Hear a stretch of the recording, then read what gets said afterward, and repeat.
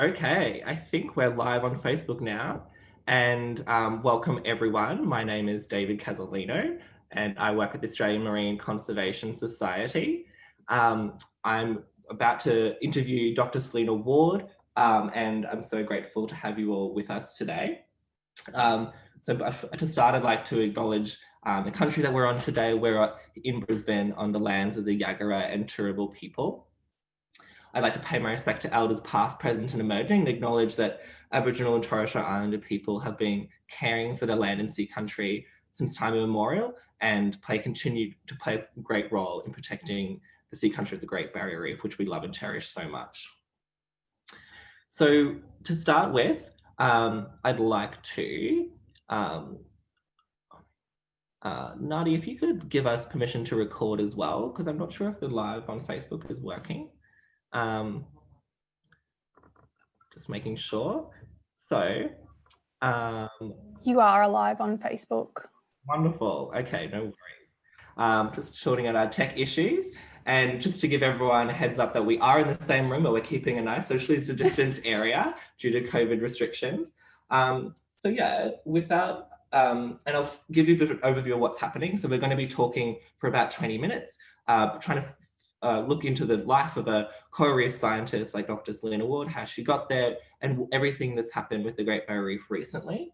And then we're going into an action section of the day where we're going to get everyone wearing something blue, holding something reefy for a big screenshot group photo that my colleague Nadia is going to take. And then we're going to take some action together in terms of, pushing our politicians to do more to rebuild from COVID with clean jobs for the Great Barrier Reef. So stick around at the end for all the exciting stuff. Not to say that the conversation won't be exciting, but it's going to be much more interactive at the end. So yeah, and we'll aim to be done by 1 o'clock. So thank you all for joining us. So Selina, without further ado, I'll introduce you. So for everyone who doesn't know Selina, Dr. Selina Ward is a marine biologist at the University of Queensland, specialising in coral reproduction and recruitment. We're very lucky to have her on our AMCS board here at the Australian Marine Conservation Society. Selina has been working at UQ since 2000 and runs the Stanford in Australia program. She's the academic director of Heron Island Research Station on the Great Barrier Reef and spends considerable time there. Selina is a past president of the Australian Coral Reef Society and a director of the International River Foundation. So Selina, I'll come into the frame and I'll ask you my first question, which is what inspired your love of our ocean and coral reefs? Well, thank you everyone for being here. It's really nice to see all the faces in the frames. It goes back a long way, David. I spent the first 11 years of my life in Tasmania. I was born when we lived in the Heron Valley. My parents were really enthused about hiking, and I have, lovely summer holidays spent camping and in Tasmanian shacks on the beach and doing bushwalking and that sort of thing. But when I was 3, we moved to Kingston, which was then a small town separate from Hobart, with a nice beach. And in those young years between 3 and 6, when I lived there, I used to snorkel around that bay and just absolutely loved it. And I think that was the turning point, because I've always really loved the ocean since then. So that's where it all started. But I didn't actually see a coral reef until I was an undergraduate. But once I saw them, I thought, this is really going to be part of my life if I can possibly make that happen. Wonderful. And so, you had that love of the ocean from such a young age, but there's obviously a difference between loving the ocean and then, all the way to getting a PhD in marine science. So what was, your journey to get to that point? What did you have to study? What steps did you take? How did you get to where you are now? I think one real motivator for me was living in Hobart on the Derwent estuary there, and there were all these beautiful little bay beaches that we could not swim in at all. We couldn't even put our feet in them because they were so polluted at the time, not so much now, of course. And in contrast to the beautiful unpolluted beaches around the rest of the state. And that really had an impact on me. I was obsessed with chemistry as a small child. I had all the latest chemistry sets and supplemented them from the pharmacies. So I was looking at it from that angle, but as I got towards the end of school, I really got to understand that if I wanted to do something about the environment, for me, a better way to do it was through animals. So I did a Bachelor of Science majoring in zoology. And I chose to do that rather than specialise and do a marine biology degree because I wanted not to be limited. And that's been great because I've done quite a bit of freshwater work as well. So from there, I went to Tasmania and did an honours year on sea squirts down Tasmanian waters, and did a master's on corals in Western Australia, and followed with a PhD over on this side of the country. At what university was your PhD? My PhD was at Southern Cross University, but I actually did it from home. So that was an interesting few years. We've always spending a lot of time at home, so I'm sure it's kind of reminiscent of that time. Yes. And so now in your kind of day job, like tell us about a bit, the big question that we're all asking, what's the day in the life of a coral reef scientist like? Well, the most important thing to say, I think, is that they're good days. Now, it's really nice. I feel so incredibly lucky that I have a career that makes me want to get out of bed and go to work in the mornings. But my job is really varied. I have a lot of different roles. You mentioned that I'm Academic Director of Heron Island Research Station. This is a relatively new position for me. And so I spend quite a bit of time up at Heron Island, so that's an interesting part. I do a lot of teaching. I teach undergraduate students and postgraduate students. And my teaching, luckily, involves field trips with students quite a lot. So that's really lucky. There's nothing better than taking students out onto the reef, giving them their lectures and then getting them in the water to see it all there. It's just amazingly fortunate for me. And of course, research is a big part of my life too. I supervise postgraduate students as well, which is always really enjoyable. But then there's engagement, which covers things like this. And people probably don't recognise that so much in the idea of a university job, but engagement is really important. So doing media and giving speeches, going to schools, all of those sorts of things, being on committees and boards, all important. Great. And so if you had to choose, what would be your favourite part of your job and probably your least favourite? Okay, so my favourite part of the job would be being able to answer questions that have never been answered before. There's something incredibly special about being able to do that, and being able to add to the understanding of how particular animals or processes work, or being able to provide evidence that something that we're doing might be detrimental or be good for the environment that we're looking at. That's probably my absolute favourite.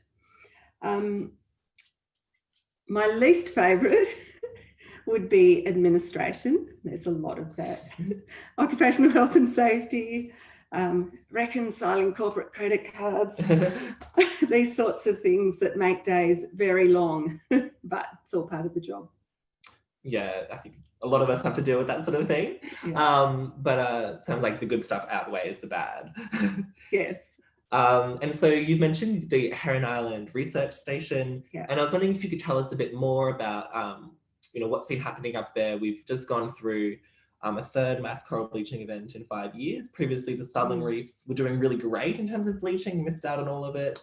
What's the latest on reefs in that area? Yeah, so Heron Island is surrounded by really beautiful reefs, and they're very close. So you can step out of your accommodation and get straight onto the reef, basically. And 2016 completely missed the bleaching event again in 2017. So that was very fortunate. The reefs has been absolutely beautiful. Unfortunately, we have been hit this year by this bleaching event. At the moment, Heron Island Research Station is completely closed. The resort is also closed. So the survey work to find out the mortality following these bleaching events is in progress still. So we won't know for some time how much damage there has been, but initial feeling is that it's not too bad. And we did have some very cloudy, rainy weather for quite a good spell through February, March that may have sort of stopped that bleaching event in its tracks a bit and might mean that we have better recovery than we would have otherwise.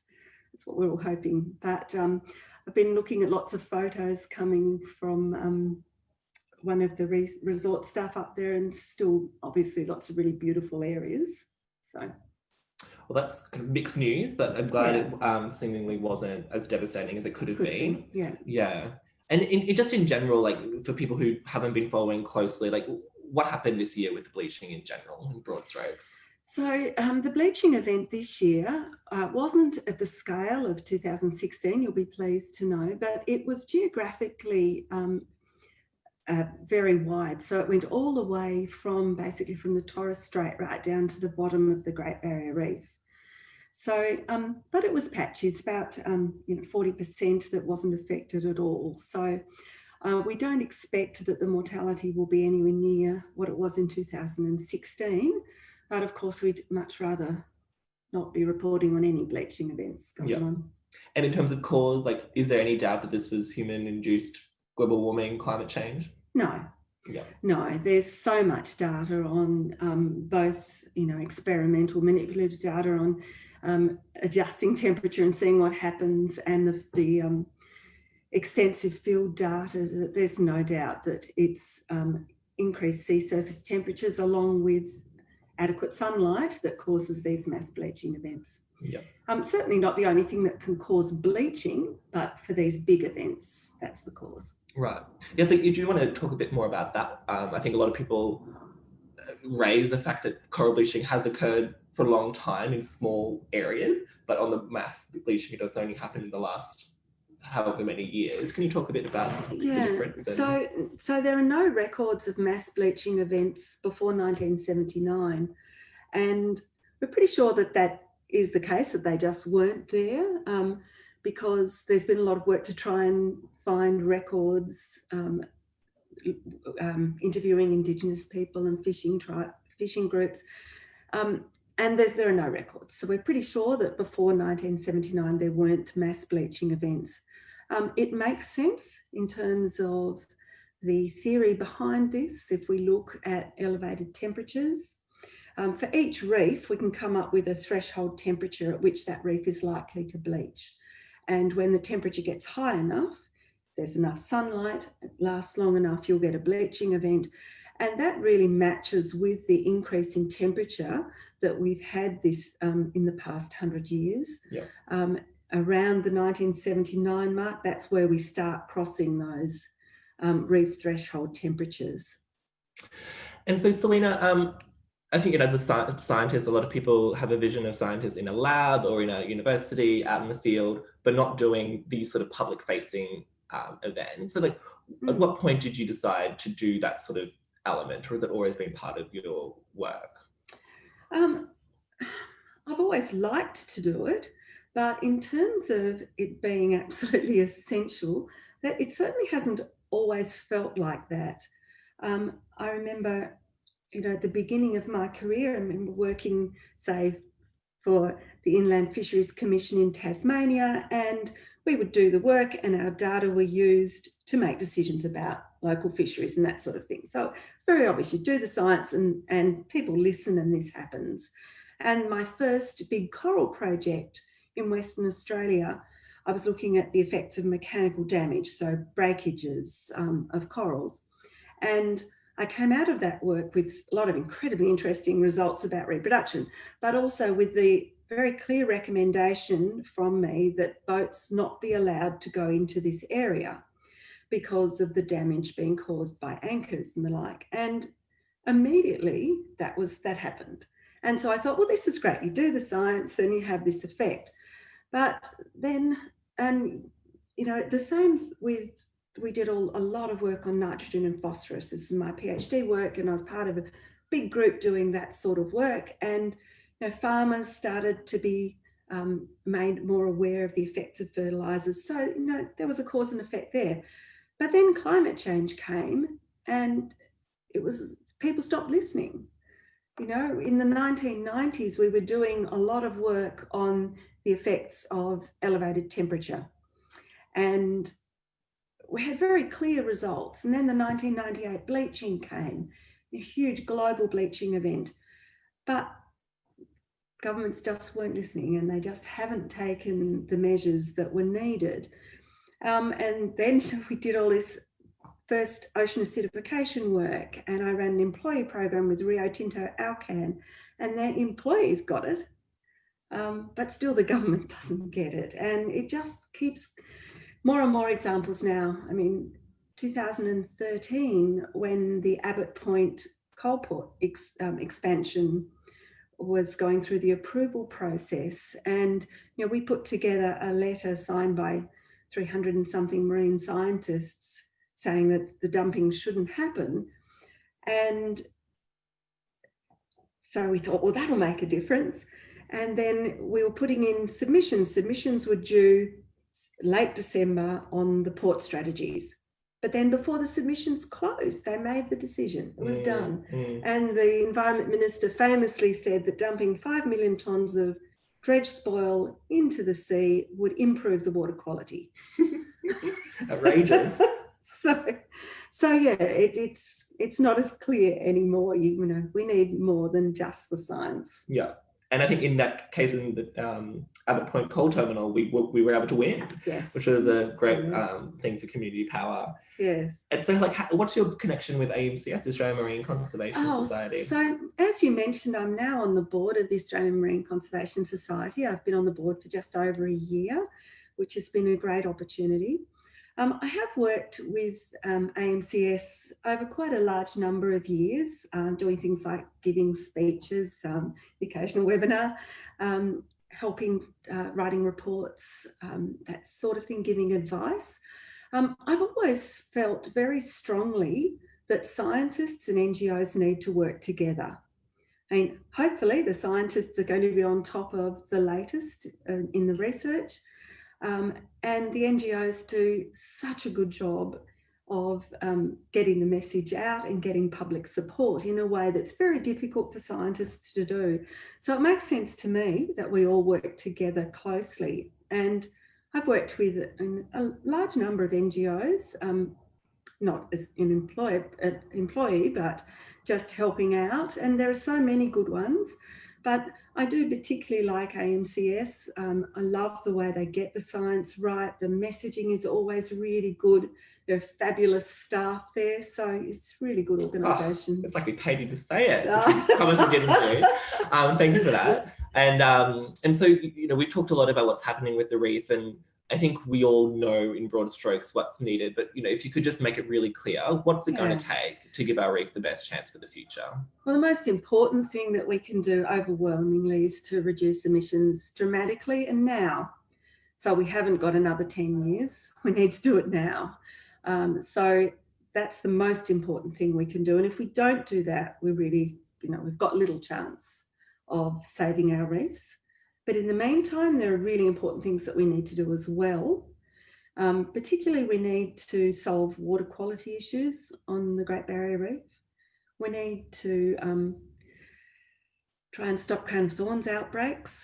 We need to protect as many areas as we possibly can, rather than, you know, doing the opposite, which is on some of the plans at the moment. And we need to regulate the activities that are occurring so that we're not doing harm. Mm-hmm.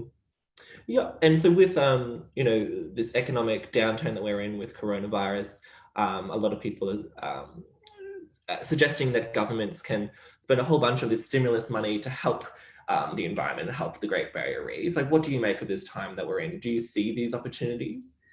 Well, I think we've been through a really awful time, and so many terrible things have happened in terms of people losing their lives and their jobs, and, you know, people having to be home away from their loved ones. But it is also, you know, it is an opportunity. It's an opportunity to change the way we do things. And at the moment, you know, we've got large numbers of people unemployed. We've got very low interest rates. So surely this would be the ideal time to make Australia absolutely the world leader in renewables. Now, we really should be taking the opportunity to do that. And instead, we're looking like the government's pushing us down the route of more fossil fuels and, an emphasis on gas with all the dangers of fracking. And, it's just not the right direction to be going in. Totally agree. And I might swivel back so I'm in the frame as well, because I think AMCS is obviously seeing this opportunity as well. And we've got two petitions that supporters can do if you haven't done already, and we're going to pop them in the chat. One is an open letter to the Prime Minister outlining the three asks that we have. One is around renewables, making us a big superpower, making use of all this free energy from the sun and the wind. The second is about tackling water quality. As Selina mentioned, it's still a massive issue on the Great Barrier Reef with pollution running off from farms. And we can spend a bunch of money helping farmers improve their practices, planting a bunch of trees, cleaning up waterways to make sure that we're tackling those local issues as well as those big ones. And then the third one is about making sure that the tourism industry can get through this. We know that people love and care for the reef because they've been there and experienced it and seen the wonder. And so we need these tourism operators to be able to continue operating as we come out of this mess. And so we're asking for more support for those sustainable jobs as well. And so if everyone could please add their name to that open letter. And then if you're in Queensland, you have extra power because we've got two levels of government that care for the reef and are custodians here in Queensland. So we've got a second petition where you can send a personalised email to your local MP, where you can explain why you love the reef and why you want the government to invest in clean jobs, in renewable energy, cleaning up waterways, and in sustainable tourism. So if everyone could do that, that would be absolutely amazing. Thank you so much. And before we get to the big group photo, I'd just like to share a message from another supporter that we have on the other side of the world. So we just heard this morning that we have a new fan who's pretty fabulous, if I do say so myself. Her name is Joanna Lumley, who you may know from the British sitcom, Absolutely Fabulous. And she sent us a message that I'll read out for you now. And actually, I will share my screen because I've got a bit of I've got the message there. So just bear with me as I share my screen.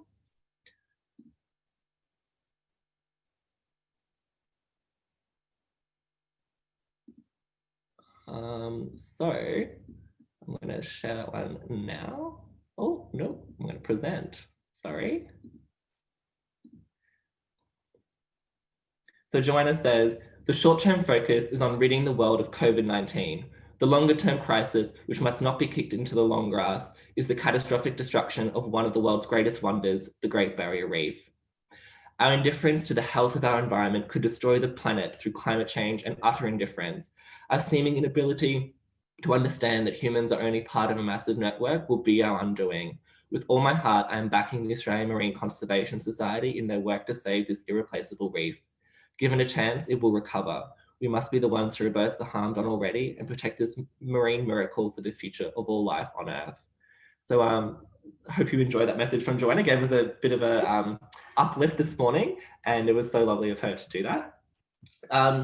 And so now what we're going to do is do our big group photo. So I hope my colleague Nadia is at the ready to do some screenshotting magic. So I'm going to stop sharing my screen. And then we're going to get ready. So hopefully everyone is wearing their blue and have their marine creature and maybe a little bit of a sign. I've got a sign that says rebuild for our reef. People might have like a coral nut coal or something else happening. Actually, I might get onto my screen too, and you can go onto yours, Selina.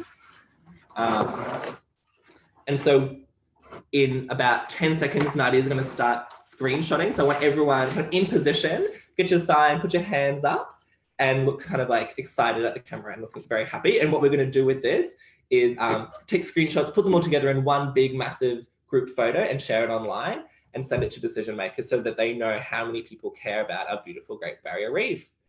You're looking beautiful, Nadia. You're starting to screenshot. Yes, everyone's hold your phone, your screen's up, looking beautiful. Loving that wave in the background of whoever that is. I can't see your name. Tara. Tara, loving it. And Nadia will just like nod at me when we're done. So just hold your frame, looking lovely. See some sharks, I see some rays. I love that one, Selina. I think we're still going, so hold it there. Still going. Okay. We got so many people on the line, which is such a good news. Yeah. And then after this, we're going to do a bit of a selfie action. So I hope you're feeling excited for that one. Holding those phases, looking lovely. Still going. Still going. So many people. When I see in the comments that people are loving Joanna Lumley's message, suggesting the Prime Minister might like to come visit the reef. That might be a good idea. Taking him up to Heron Island when it's open. Yep.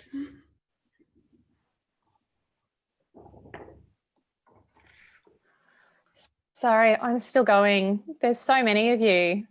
We love to see it. So we've got 120 on Zoom, and then I'm sure more watching on Facebook. We've got 67 watching on Facebook. Excellent. And the Facebook Live will be saved automatically to a video. If you had friends who couldn't see it, you can send them that link on Facebook as well. And I'll send everyone who RSVP'd a link to the to the interview as well afterwards. All right, I've got 3 more photos to take and then we'll be done. Wonderful. And so while Nadia's doing that, I'll just start talking about the next step. So we need all the help we can get to get this message out into the world, because as we know, like when we've had bleaching previously, it's been massive news all around the country and all around the world. But because the coronavirus has disrupted all of our lives, naturally, it hasn't got the cut through that it normally would. And so we need to be able to get the message out there about what needs to happen to protect the reef into the future at the same time as we fix the issues from COVID. And so what we needed to do, and actually maybe we should put it on the screen. What we're going to get you to do is I'm going to screen share once again and show you where is it? Is this working? Let's get my screen. Oh, hang on, David. I still Oh, you're still going? Sorry. Yeah, it's I've got the additional stress of my computer slowing down. Sorry. There we go. We're going to do a selfie action. So we get you to take a photo of yourself with your sign and your reef animal, and then share it on social media. And so I'll have the instructions on the screen very soon, but I'm just going to like selfie. Okay. I'm done. Okay, excellent. I'm going to take my selfie while everyone's here. And then I'm going to share my screen.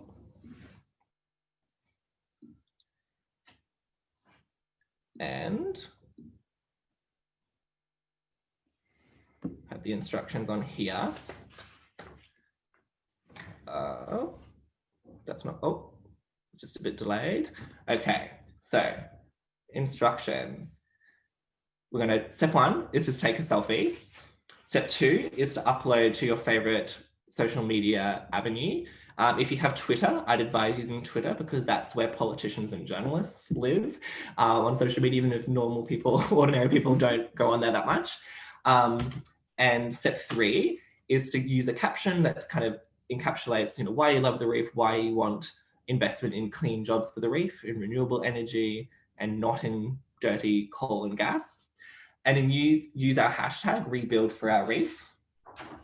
And we're trying to kind of get this message out there so that politicians know that we can do both. We can, get our economy back up and running, and in a way that doesn't harm our natural wonders like the Great Barrier Reef. So that's investing in clean jobs, in renewable energy, in cleaning up waterways, and in sustainable tourism. And so use that hashtag rebuild for our reef, and then tag us at Fight for Our Reef, just so that we can share it then as well, and spread the word even further. And then bonus points, if you're really good at technology, you can tag a decision maker. So you can tag Queensland Premier Anastasia Palaszczuk and or the Prime Minister Scott Morrison. So they're both in their governments contemplating, recovery packages to stimulate jobs and get the economy moving, and they need to hear from us. So has everyone taken the selfies? And get them up on Twitter right now.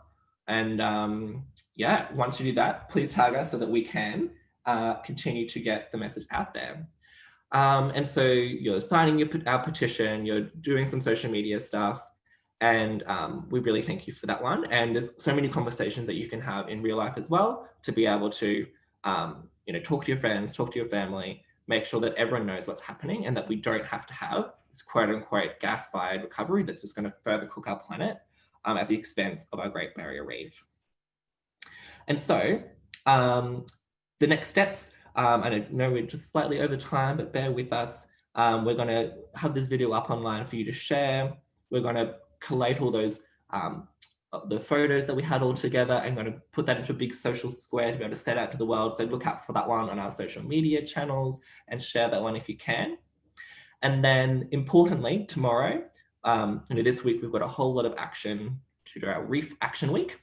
And we're doing a personal narrative training tomorrow to learn how we can use our personal stories to inspire change. So kind of similar to how Selina was telling her story, we're going to be able to teach you to be able to use your own experiences, your love of the ocean, your love of coral reefs, to be able to inspire others to take action with us.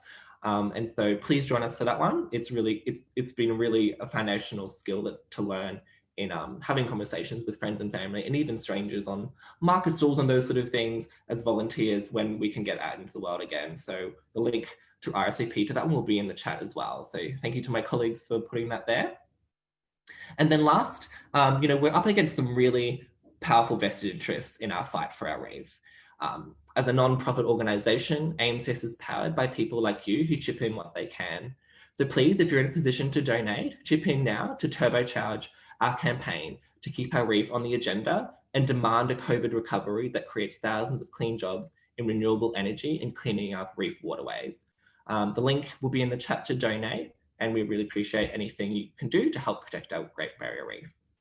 So yeah, with that, I think we've reached the end of this thing. We'll go back to Selina as a big thank you, as people can kind of silently clap from their home of their rooms. We really appreciate your time with us, Selina, and all your work as a volunteer on our board as well. We really appreciate all your experience, knowledge, and advice. So big thank you to you, and happy social mediaing, everyone. Get the message out there.